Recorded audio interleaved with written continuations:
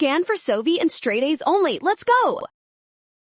Gravity and string work battle on this ramp. Let's solve this puzzle by finding the correct relationship between these forces right now.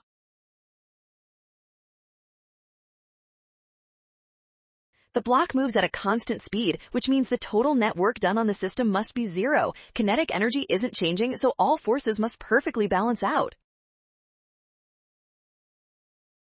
As the block moves up, gravity does negative work while the string does positive work. Friction also does negative work, removing energy from the system as heat throughout the entire process.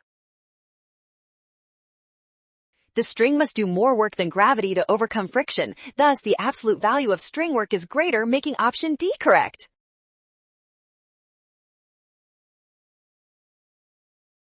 Well done! Scan the code. You can learn better with Sovi. Avoid rush and watch signs. Trust given values and check steps for success.